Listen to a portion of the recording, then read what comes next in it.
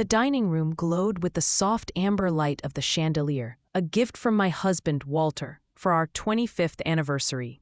The oak table was adorned with my mother's heirloom porcelain, each plate a silent testament to decades of family gatherings. At 67, I thought I knew every nuance of my husband, my son Ethan, and the life we'd woven together in our grand Victorian home in suburban Connecticut. After 45 years of marriage, countless mornings over coffee, lazy Sunday afternoons, and the quiet comfort of shared routines, I believed our story was written.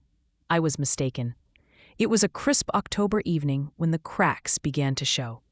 The air was thick with the aroma of the pot roast I'd labored over all day, but the warmth of the meal couldn't dispel the chill that settled over our family dinner. My son Ethan, 42, sat across from me, his brown hair still falling into his eyes the way it had since he was a boy, slicing his steak with the same meticulous focus he applied to everything. His wife of 4 years, Vanessa, sat beside him. At 29, she was strikingly beautiful, blonde hair swept into a tight chignon, hazel eyes that seemed to dissect everyone in the room. From the day Ethan brought her home, I'd sensed something sharp about her, like a hawk circling for prey, always watching, always calculating. Tonight, Vanessa seemed to radiate a strange energy, not the warmth of joy, but something colder, almost victorious. Her hand drifted to her flat stomach now and then, a subtle gesture that screamed for attention. Ethan, ever the optimist, didn't notice, his trust in people as unwavering as ever. Walter, my husband, sat at the head of the table, his gray hair neatly parted, his blue eyes, usually so full of warmth when they met mine, fixed stubbornly on his plate. He hadn't held my gaze all evening, not even once. In fact, it had been weeks since he'd looked at me with the familiarity I'd grown to rely on. "Eleanor, this roast is phenomenal," Ethan said, grinning as he gestured to the meal. "You've outdone yourself again." I forced a smile, but it felt hollow. The air was heavy with an unspoken tension, making every bite taste like sawdust. Something was brewing, a storm gathering just out of sight. "Mother Eleanor is such a talented cook," Vanessa said. Her voice smooth as honey, but laced with a sharpness I couldn't ignore. Such a devoted wife and mother, truly inspiring. The way she lingered on devoted sent a shiver down my spine. I nodded politely. "Thank you, Vanessa." She dabbed her lips with her napkin, a faint smirk tugging at her mouth. "You know, I've been reflecting on devotion lately. Marriage vows, for better or worse, in sickness and in health. All those promises." Her eyes gleamed with something daring, almost taunting. Walter's fork scraped against his plate, the sound slicing through the sudden silence. Ethan, oblivious, reached for Vanessa's hand. "That's beautiful, sweetheart. Marriage is about building something together, isn't it?" "Absolutely," Vanessa said, her gaze locking onto mine. "Building something new, or sometimes claiming what's already there." My pulse quickened, though I couldn't pinpoint why.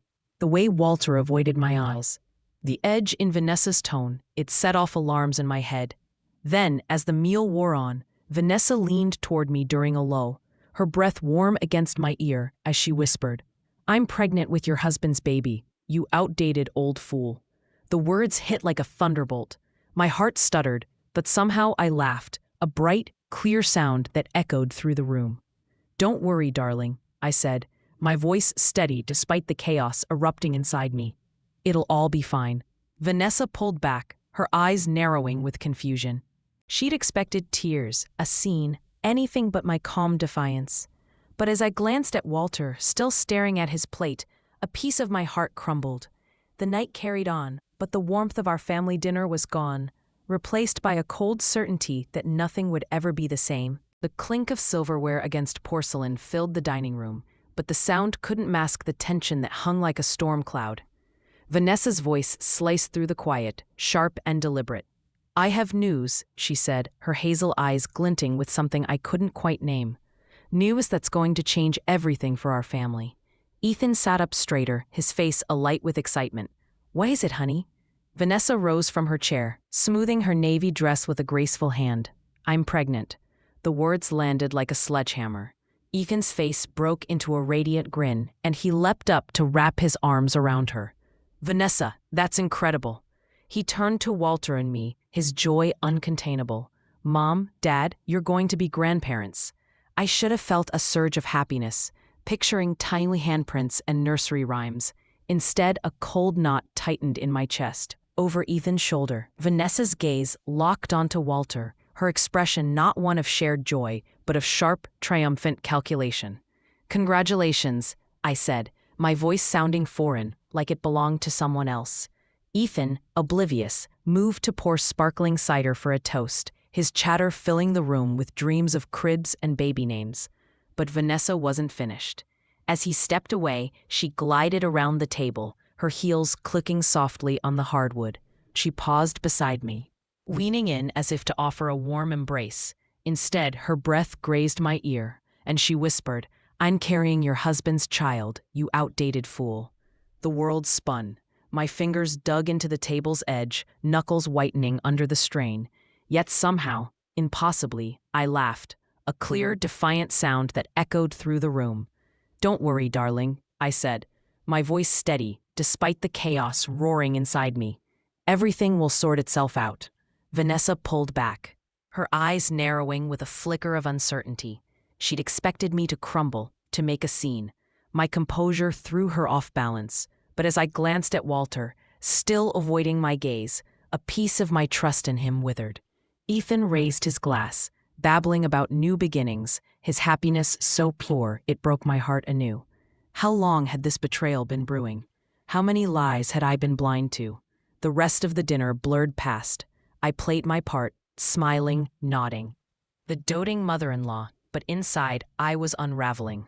When Ethan and Vanessa finally left, his voice bright with talk of strollers and college funds, Vanessa cast me one last smug glance. I stood in the kitchen, loading the dishwasher with robotic precision, the clatter of plates drowning out the ache in my chest. Walter appeared in the doorway, his shoulders sagging, his voice rough. "Ellie, we need to. Not tonight." I cut him off, not turning around. "I can't." His sigh was heavy, his footsteps fading as he climbed the stairs to the bedroom we'd shared for 45 years. I couldn't follow him, not yet, maybe not ever. Alone in the kitchen, surrounded by the remnants of what I'd thought was a perfect family dinner, I wondered how long I'd been living among strangers. Sleep eluded me that night. Lying in our king-sized bed, I listened to Walter's steady breathing, each inhale a reminder of the man I thought I knew. The creak of the house settling, the faint hum of the refrigerator downstairs, every sound seemed to mock my sleeplessness. Morning came, and I moved through our routine like a ghost, brewing coffee, scrambling eggs for Walter, slicing his rye toast just the way he liked it. We sat at the small breakfast nook, sunlight streaming through the bay window, and I studied his face as if seeing it for the first time. "Sleep okay?" he asked, eyes glued to his newspaper. "Fine," I lied, the word tasting bitter. The silence between us was a chasm, filled with unspoken truths. Finally, Walter folded his paper and stood. "I'll be in the yard today. The hydrangeas need pruning before the frost." The yard. How many times had he said that lately? I watched him leave, noting the slight hunch in his posture that hadn't been there a year ago. At 73, he was still striking, the man who'd caught my eye at a community picnic decades ago. But now, I questioned whether I'd ever truly known him. Alone with my cooling coffee, I sifted through memories of the past few months, searching for signs I'd overlooked. They were there, glaring now in hindsight. 4 months ago, Walter had started showering at odd alleys, not just his morning ritual, but after yard work or before dinner, even when we had no plans. When I'd asked, he'd shrugged it off, saying he didn't want to smell like mulch. 3 months ago, I'd found the credit card statement with unfamiliar charges, a boutique in the next county, a jeweler I didn't recognize. He'd claimed they were for a surprise anniversary gift, though our anniversary was half a year away. I'd believed him, wanting to trust. Then there was Vanessa. 8 weeks ago, she'd started visiting more often, always when Ethan was at work. She'd claim she wanted to learn my pie recipes or seek advice on married life, lingering for hours.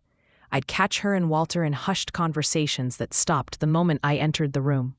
"Just talking about the garden," Walter would say. "Vanessa's curious about hydrangeas." but Vanessa had once scoffed at gardening, saying dirt was beneath her standards. Now, in the stark light of morning, those moments took on a sinister edge, her hand brushing his arm, her laughter at his dry jokes, a flush in Walter's cheeks I hadn't seen in years. I'd convinced myself Walter's recent behavior was just harmless pride, flattered by the attention of a younger woman like Vanessa. A man in his 70s, basking in the glow of her charm. It seemed natural, innocent even. How blind I'd been. The phone's sharp ring snapped me out of my spiraling thoughts. Ethan's voice bubbled with excitement on the other end. "Mom, did you get any sleep last night? I was too wired to even try. A baby, can you believe it?" "I'm still wrapping my head around it," I said cautiously, forcing warmth into my voice. "It's wonderful news, sweetheart. Vanessa's already planning everything. Baby names, nursery colors, the works. She wants to hit the stores this weekend." He paused, his tone softening. "She said Dad was thrilled when she told him. Got a bit choked up even." My grip tightened on the phone. "When did she tell him?" "Last week, I think. She wanted to share it with him first. Said she was nervous about how you'd both take it. Sweet, right? Worried we're too young to be parents." Last week, Vanessa had confided in Walter a full week before the family announcement. Why him, unless, "Mom, you there?" "Yes," I managed, my voice tight. "Just thinking about all we'll need to prepare." After hanging up, I stared at the phone, the pieces falling into place with a sickening clarity. Vanessa's smug look at dinner, Walter's evasive glances, their hushed conversations, it all pointed to something I couldn't yet face. I needed the truth, but confronting Walter directly felt like stepping off a cliff. If I was wrong, I risked shattering our marriage over nothing. If I was right, the truth might break me anyway. The morning passed in a haze. I dusted already spotless shelves, folded laundry that was already neat, moving through the house like a shadow. From the kitchen window, I watched Walter in the yard, clipping hydrangeas with the precision of a surgeon. Nearby, our gardener, Nathan, trimmed the boxwood hedges with his usual quiet efficiency. Nathan, in his late 30s, had kind hazel eyes and hands roughened by years of work. He lived in a small loft above the garage of the Thompsons' house next door, tending to several properties in our neighborhood. Walter had hired him after our old gardener moved away, and I'd grown to appreciate his gentle demeanor and dedication to our yard's beauty. Now, I wondered what he'd seen, what he knew. Did the whole neighborhood know my marriage was unraveling before I did? Around midday, Vanessa's sleek silver SUV rolled into the driveway. She stepped out in a flowing sundress that hugged her slender frame, her blonde hair glinting in the autumn sun as she strode toward Walter in the yard. From behind the living room's sheer curtains, I watched their exchange. Vanessa's hands moved animatedly, Walter nodding along, his posture attentive. At one point, she touched his arm, a gesture I'd once dismissed as friendly, but now saw as something more intimate. When she laughed, tossing her head back with practiced ease, Walter smiled, a genuine, unguarded smile I hadn't seen in months. My chest tightened with a pain I couldn't name. They spoke for nearly 20 minutes before Vanessa glanced toward the house. I stepped back, heart pounding, absurdly afraid of being caught spying in my own home. When I peeked again, her car was pulling away, and Walter remained in the yard, his movements lighter, as if their talk had lifted a weight from him. That evening, Walter was almost jovial at dinner, chatting about spring planting plans and his excitement about becoming a grandfather. I studied his face, searching for guilt or deceit, but found only a strange relief. "Vanessa stopped by today," I said, keeping my tone neutral.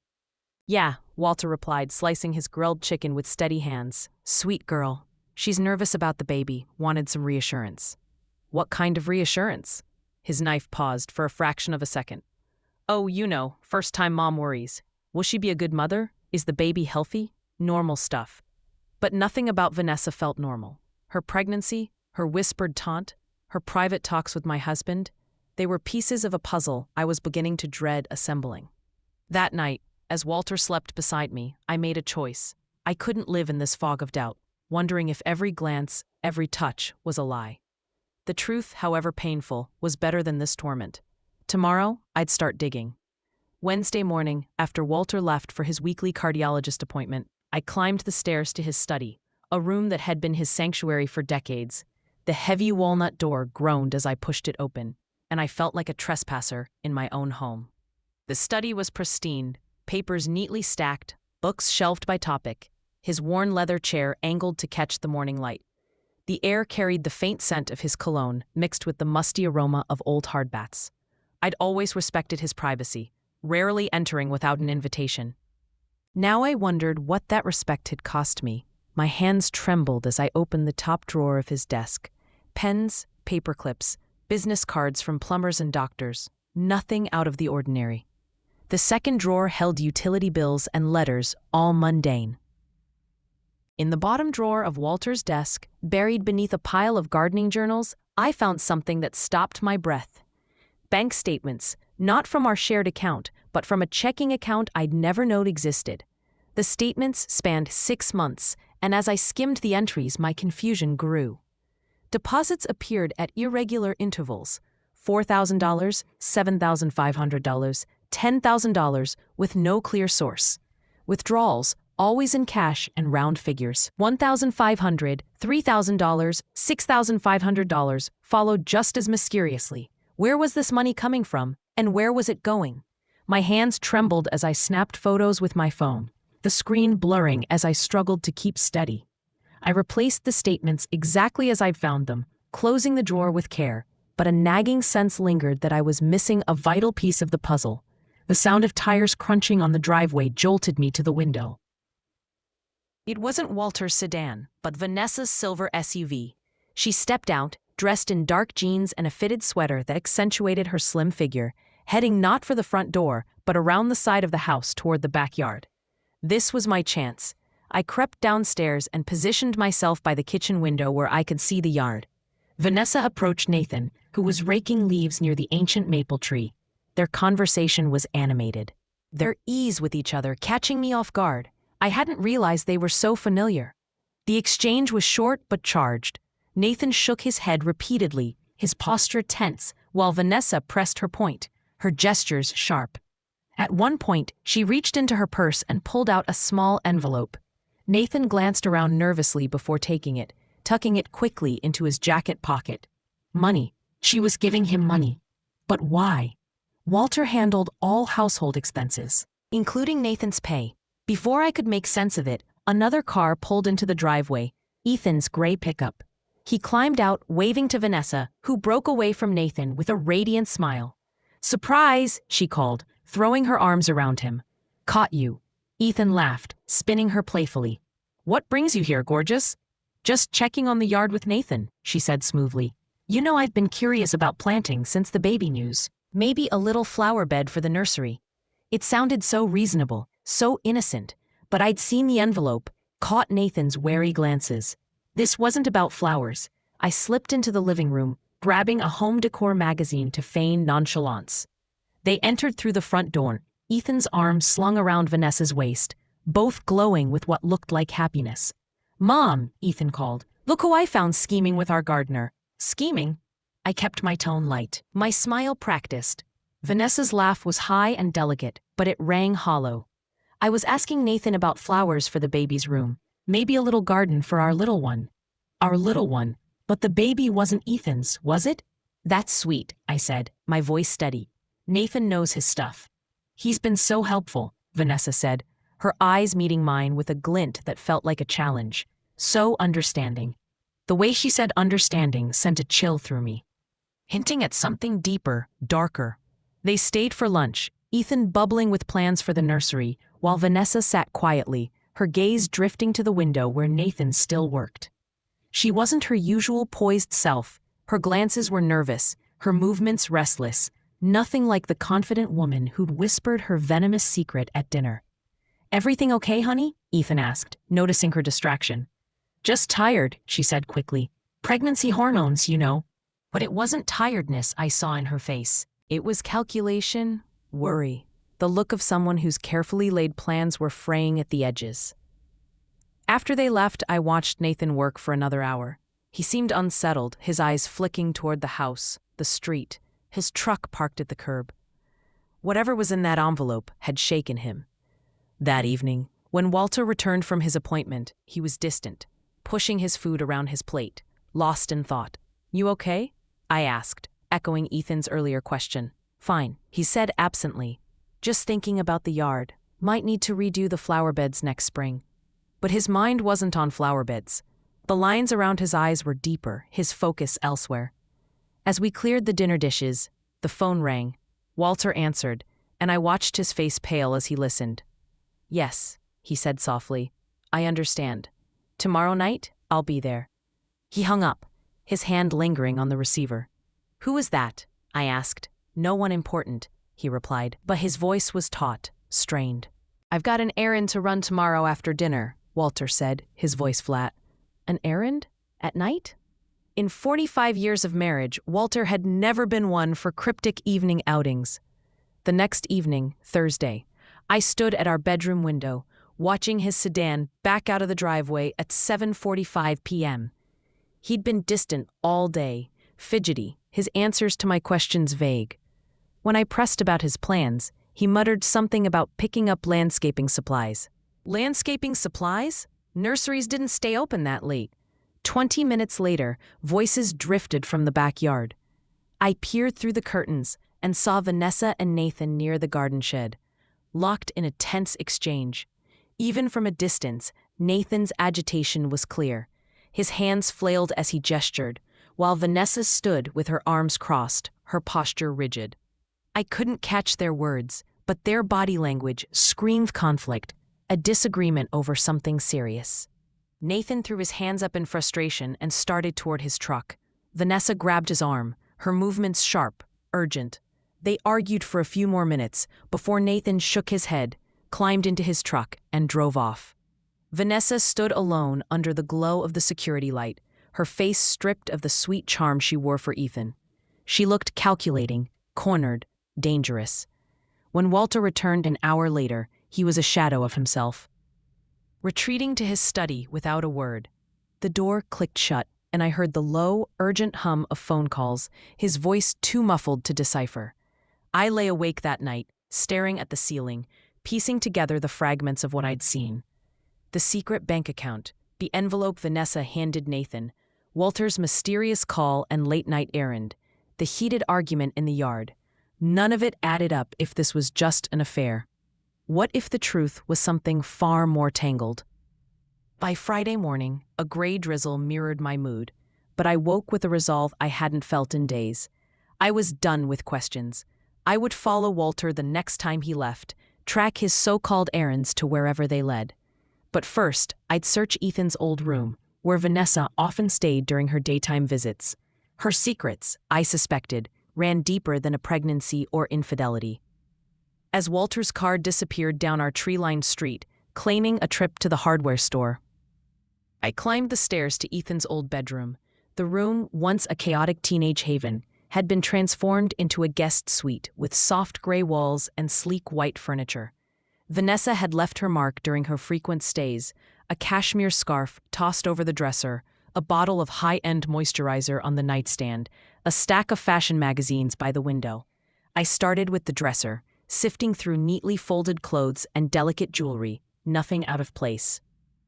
But in the bottom drawer, hidden beneath a pile of designer cardigans, my fingers brushed against something unexpected, a manila folder, tucked away like a guilty secret. Inside were documents that chilled me to the core. Bank statements in Ethan's name, showing transactions I knew he hadn't made. Cash withdrawals stretching back 9 months, staggering sums of $12,000, $18,000, $22,000, far beyond his modest income.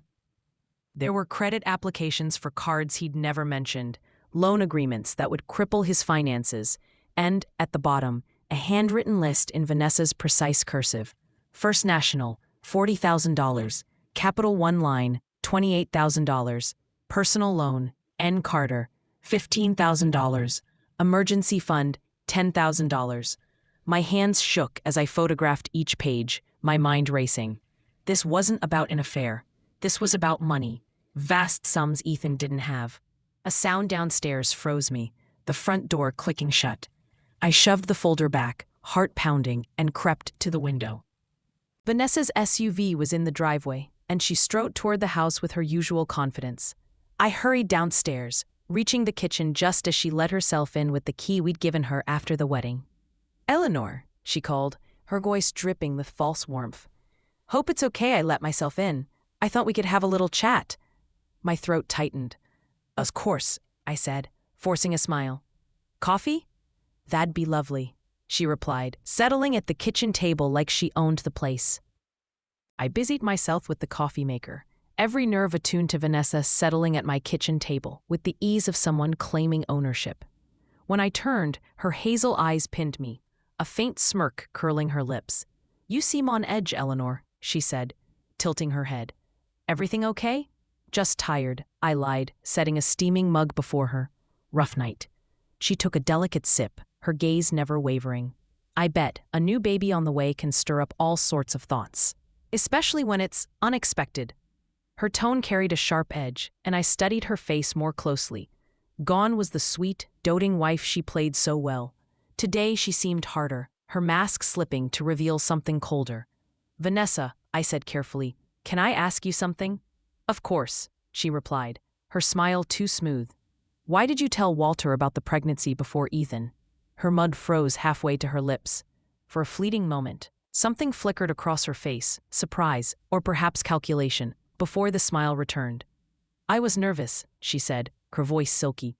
I wanted to be sure the family would be supportive before breaking the news to Ethan. Walter's always been so kind to me. Kind, I echoed, my voice steady despite the storm inside. Very kind, almost protective. She set down her mug and leaned forward, her eyes locked on mine. He's been worried about me lately. Has he mentioned my challenges? Oh, what kind of challenges? Oh, just stress, financial pressures, she said airily, but her gaze was unrelenting. You know how it is when you're young, trying to build a life. Sometimes you make choices that seem smart at the time, but get messy later. I felt like I was navigating a field of landmines. What kind of choices? Vanessa laughed, a sound devoid of warmth. The kind that need understanding from family. The kind that call for discretion. She paused, studying me. The kind Walter's been so generous with. My chest tightened, her words coiling around me like smoke. I don't follow. She stood, drifting to the window, overlooking the backyard, her posture casual but predatory, like she was appraising my home for auction. Walter's a good man, Eleanor, a devoted father. He'd do anything to protect his family, wouldn't he? Even if it meant tarnishing his own name. Her words hung like a toxin in the air. I stared at her back, her blonde hair catching the gray light filtering through the drizzle. What are you saying? I whispered. She turned, and the mask was gone. Her face was pure calculation, the look of someone holding a winning hand. I'm saying some secrets are worth more than others, Eleanor. And some people will pay a steep price to keep them hidden. Before I could respond, voices outside broke the moment. Through the window, I saw Walter and Nathan near the toolshed. Locked in a heated discussion, Walter's hands gestured sharply while Nathan shook his head, his expression strained. Vanessa's face shifted, a flash of what might have been panic, before she muttered, "Excuse me," and hurried toward the back door. I followed, keeping my steps light to avoid suspicion. The air outside was thick with tension as Vanessa approached, and the men's conversation cut off abruptly. "Is everything okay?" she asked, her voice laced with a warning edge. Nathan's eyes darted between Walter and Vanessa, his face heavy with conflict. "I can't keep this up," he said quietly. "It's not right. Ethan's a good guy. He doesn't deserve this." "Nathan," Vanessa snapped, her tone like ice. "We had an agreement." "Agreement?" I stepped closer, my voice steady despite the chaos in my heart. "What agreement?" The three of them turned to me, their faces painted with different shades of guilt. Nathan looked sick with remorse, Vanessa furious at the interruption, and Walter looked like a man crushed by a weight he'd carried too long. "Ellie," he said, his voice barely above a whisper, "you shouldn't be out here." "In my own backyard?" I held my ground. "What exactly are you all keeping from me?" Silence stretched, broken only by the soft patter of rain on the maple leaves overhead. Nathan finally spoke, his eyes meeting mine with resolve. "Mrs. Marshall, there's things you need to know. Things about enough," Vanessa cut in, her voice sharp enough to slice through steel. "Nathan, we had a deal." "What deal?" I demanded, my gaze shifting to Walter. Nathan looked at him, his expression pleading. "Tell her, Mr. Marshall. She deserves the truth." Walter closed his eyes, and when they opened, They were filled with a pain so raw, it stole my breath. "Ellie," he whispered, "I never wanted you to learn like this." "Learn what?" I pressed. Though the bank statements, Walter's secret errands, and Vanessa's cryptic threats were already clicking together in my mind like a lock tumbling open. "It's not what you think," Walter said, his voice urgent. "It's not what she wants you to believe," Walter said, his voice cracking with desperation. Vanessa's laugh cut through the rain-soaked air, sharp and brittle like shattered crystal. "Oh, but it's exactly what she thinks, isn't it, Eleanor? Your loyal husband tangled up with his son's wife. Such a tired cliché." I stared at Walter, searching his weary face for the truth. "Walter, tell me," I said, my voice steady despite the storm inside.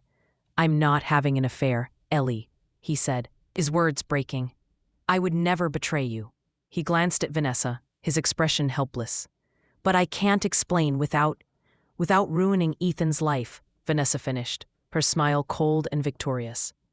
"You see, Eleanor, your husband loves his son too much to expose what I've been doing, what I know." The world tilted beneath me. "What you know about what?" Nathan stepped forward, his face pale but resolute. "About the money," he said softly. "About Ethan's gambling debts. The accounts she pushed him to open, the loans she convinced him to take." "Nathan," Vanessa hissed, her voice a warning. But Nathan pressed on, the words spilling out like a dam breaking. "She's been blackmailing Mr. Marshall, threatening to destroy Ethan if he doesn't play along with her lies, pretending to be the cheating husband to cover up her real scheme." My knees buckled and I gripped the fence post to stay upright, staring at the three faces before me. "Gambling debts?" I whispered. Walter nodded, his shoulders sagging. "Online betting, sports wagers. It started small, but—" He spread his hands, defeated. "He owes over $90,000, Ellie, to people who don't mess around, and she knows. She's the one who got him into it." Nathan added, his voice thick with disgust. "Introduced him to the betting sites, egged him on to go bigger. When he was in too deep, she offered to help, for a price." I turned to Vanessa, who watched the unraveling with a faint smirk, as if amused by her own chaos. "What price?" I asked. "Silence," she said simply, her hand resting on her stomach. "Cooperation. A marriage that gives me a foothold in your family's world. And security for the future." "The baby," I whispered. "It's not Ethan's?"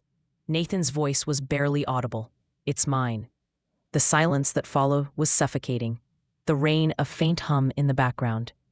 Everything I thought I knew about my family, my marriage, the past few months, crumbled like dry leaves.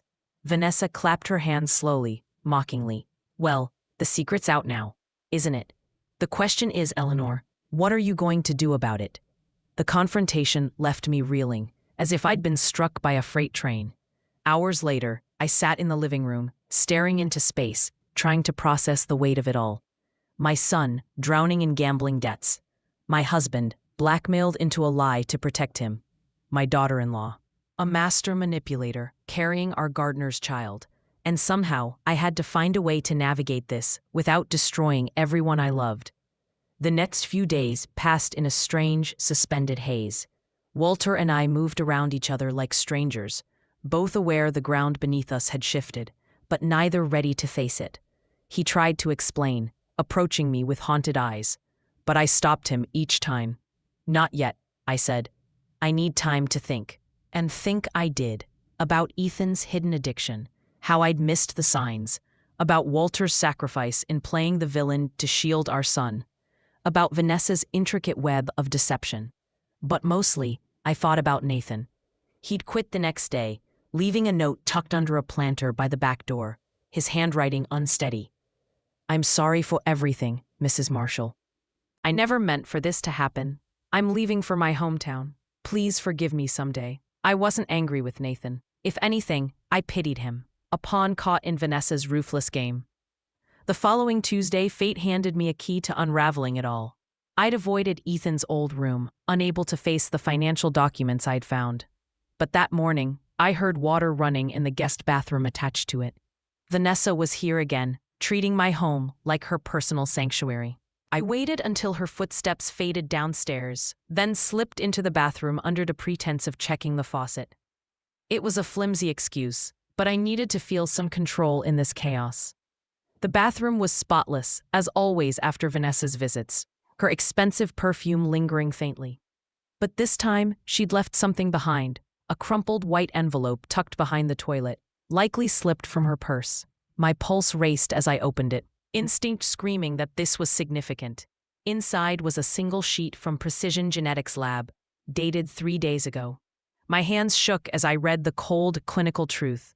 Paternity test results. Mother, Vanessa Marie Marshall.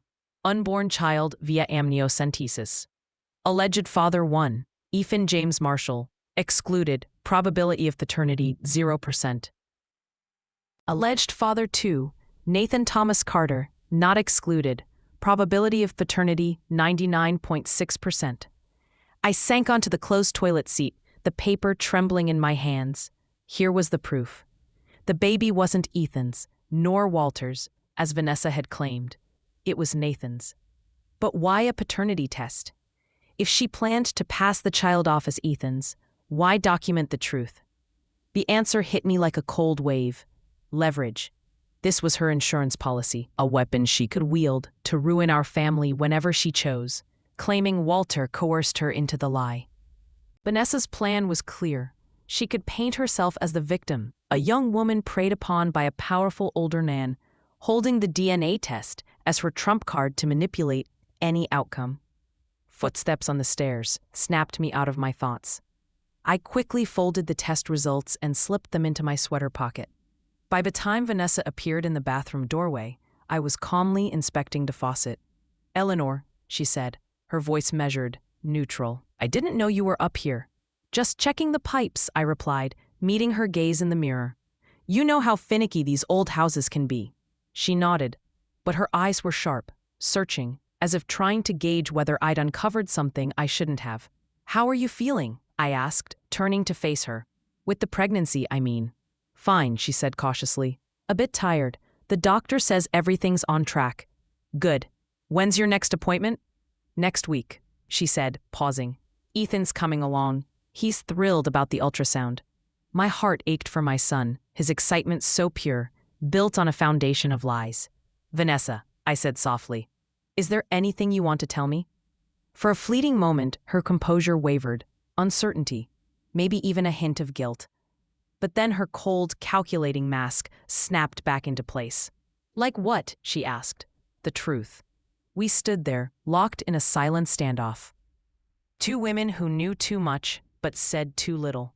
Finally, Vanessa's lips curved into that sharp, predatory smile I'd come to dread. "Truth is a slippery thing, Eleanor. There's what happens, and then there's what people believe. Sometimes, belief matters more than facts." She brushed past me toward the door, then paused. "By the way," she said, her tone deceptively casual, "I think I dropped something from my purse. You haven't seen anything, have you?" My hand grazed the pocket where the test results crinkled faintly. "No," I said, my voice steady. "Nothing at all." She studied me for a long moment, then nodded. "I'm sure it'll turn up," she said. "Important things always do." After she left, I sat in the bathroom, clutching the paper that could unravel everything. I could show it to Ethan now, expose Vanessa's lies, and free Walter from her grip. But it wasn't that simple. Ethan would be crushed, not just by the false affair, but by the exposure of his gambling debts, the shame of his vulnerability to Vanessa's schemes. He might never recover. And Nathan, caught in her web as much as any of us, would be dragged back into this mess, forced to face the fallout of a fleeting mistake. Yet, as I thought of Walter's haunted eyes and Ethan's innocent joy, I knew the lies couldn't stand. The truth had to come out, not in a blaze of destruction, but carefully, to protect those I loved. That evening, I found Walter in his study, staring at documents he wasn't reading. I knocked on the doorframe, and he looked up, his eyes heavy with despair. "Can we talk?" I asked. He nodded, gesturing to the chair across his desk. I sat and placed the DNA test on the polished walnut between us. His face drained of color as he read it. "Where did you?" "She dropped it," I said quietly. "In the upstairs bathroom." Walter ran his hands through his thinning hair, suddenly looking every bit of his 73 years. Ellie, I can explain. You don't need to, I said, my voice soft but firm. I know you're not having an affair. I know she's blackmailing you. I know about Ethan's gambling. He stared at me, stunned. How? Nathan told me before he left. I leaned forward. Walter, why didn't you trust me with the truth? Why carry this alone? His eyes filled with tears, the first I'd seen from him in decades. Because I couldn't bear for you to look at Ethan the way you looked at your father, he whispered. The words hit like a stone. My father had been a gambler too, squandering our family home when I was a teenager. The shame and loss had shaped me, and Walter knew those wounds ran deep. You thought I'd blame Ethan?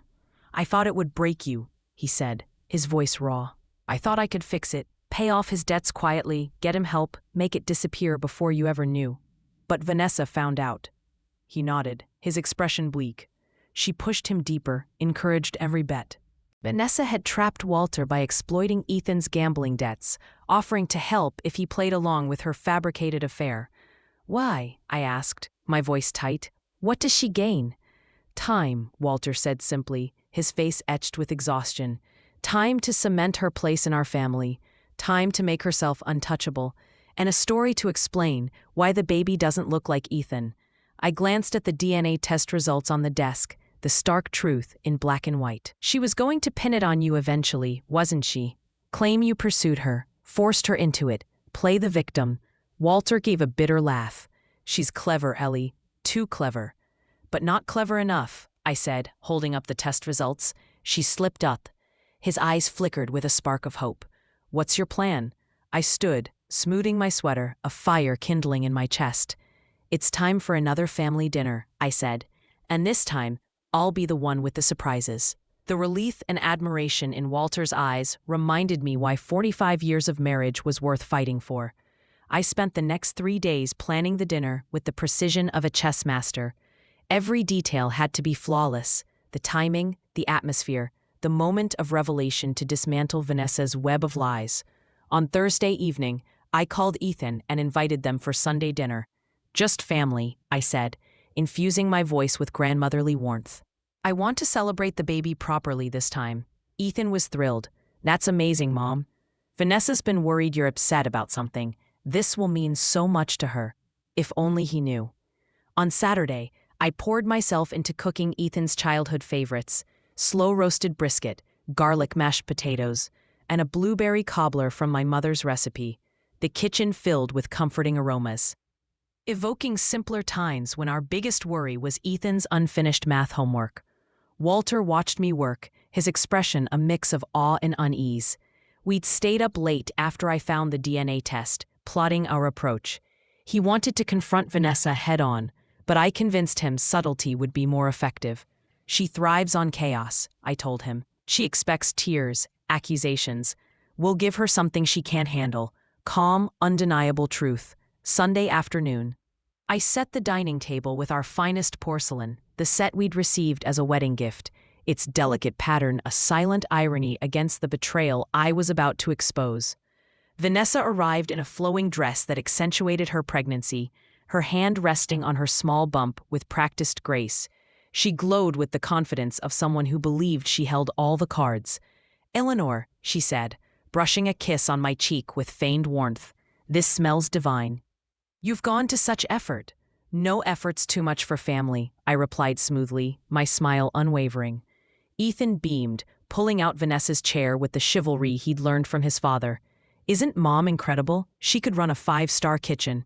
Absolutely, Vanessa agreed, but her eyes were wary, scanning my face for clues. My warmth puzzled her, teetering between relief and suspicion. We chatted lightly through the appetizers, Vanessa recounting pregnancy symptoms, Ethan sharing work updates, Walter asking gentle questions about the baby's due date. To an outsider, we were a picture-perfect family celebrating new life. But I watched Vanessa closely, noting how she sidestepped specifics, her hand drifting to her stomach whenever the conversation probed too deeply. Her expectant mother act was polished but calculated, like a performer hitting her marks. As I served the brisket, I shifted the conversation casually. You know, I've been thinking about family traits lately. Genetics, how they shape us. Vanessa's fork hesitated midair. Genetics? She asked, her voice cautious. It's fascinating, I continued, my tone light. How features pass down. Eye color, height, even mannerisms. Ethan's got his dad's blue eyes but my stubborn jawline. Ethan laughed. Thanks for that, Mom. I wonder what the baby will inherit, I said, sipping my wine. Will they have Ethan's dark hair or your blonde, Vanessa? Will they be tall like the Marshalls or petite like you? Genetics are unpredictable. Vanessa said carefully, her smile tight. Oh, but science has come so far, I replied, leaning forward. They can learn so much about a baby before it's born. DNA tests, paternity confirmation. It's remarkable, really. The word paternity landed like a spark in dry grass. Vanessa froze, her face a blank mask. Walter set down his fork, sensing the turning point. Ethan, oblivious, tilted his head. Like those ancestry kits? Among other things, I said, my voice steady. They can pinpoint parentage with near-perfect accuracy. Vanessa's breath quickened, but her composure held, a fragile veneer. What a strange topic for dinner, she said, her voice tight. Genetics at the table? Is it? I tilted my head, my tone calm but pointed. I think it's quite fitting. I rose and crossed to the sideboard, where I'd hidden a manila envelope before dinner. My hands were steady, though my heart thundered loud enough to rival the storm brewing in the room. Vanessa, dear, I said, my voice soft but unyielding. I believe you dropped something in the bathroom last week. Her face blanched as I set the DNA test results before her. The paper gleamed under the chandelier's glow, its clinical words a stark indictment. Ethan frowned, reaching for it. What's this? Don't, Vanessa whispered, but it was too late. I watched my son's face as he read, confusion giving way to comprehension, then to heartbreak. Silence blanketed the table, heavy with the wreckage of shattered dreams. Nathan Carter. Ethan's voice was a ghost. The gardener? Our former gardener, Walter said quietly. Ethan looked at Vanessa, his eyes begging for a way to make sense of the nightmare. She sat frozen, caught between denial and surrender, her carefully built world collapsing. The baby isn't yours, Ethan, I said gently. It never was. What followed was the hardest hour of my life.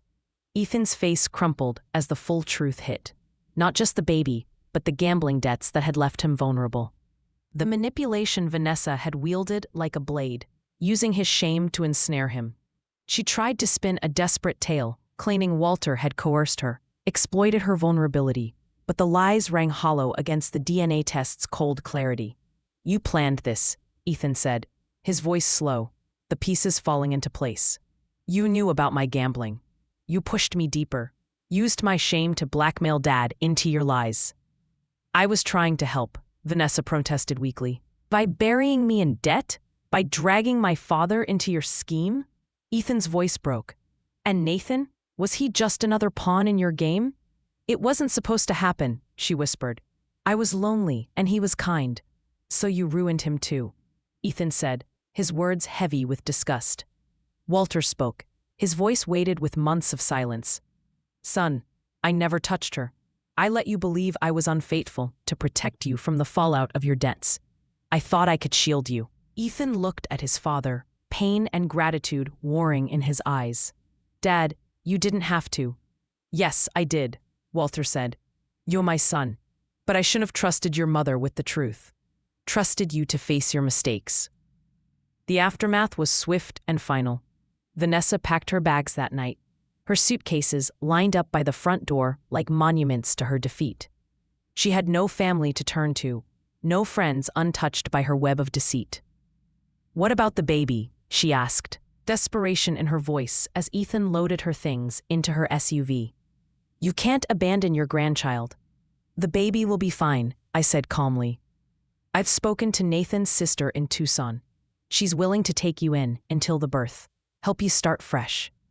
Vanessa stared, stunned. You arranged for me to go to Tucson? I arranged for you to have a chance to raise your child honestly, I corrected. What you do with that chance is your choice. As her SUV vanished down our street, I felt no triumph, only a quiet sadness for the pain she'd caused and relief that the lies were over. 6 months later, a photo arrived in the mail. a baby boy with Nathan's gentle hazel eyes. On the back, in Vanessa's neat script, his name is Lucas. Thank you for the second chance. Ethan started attending Gamblers Anonymous, tackling his addiction with the same resolve he brought to everything. Walter and I grew closer than we'd been in years, our marriage fortified by the truth we'd finally shared. 8 months after that devastating dinner, our true grandchild arrived, a girl with Ethan's dark eyes and his new wife Emily's bright laugh. Sometimes the greatest victories are the quietest, not in fiery confrontations or public reckonings, but in choosing truth over deception, forgiveness over vengeance, and love over fear. At 67, I learned it's never too late to fight for your family. The most powerful weapon isn't anger or accusation, but the steady resolve of a woman who knows her worth and refuses to let it be diminished. I didn't destroy Vanessa. I simply stripped away her power to destroy us. And that made all the difference.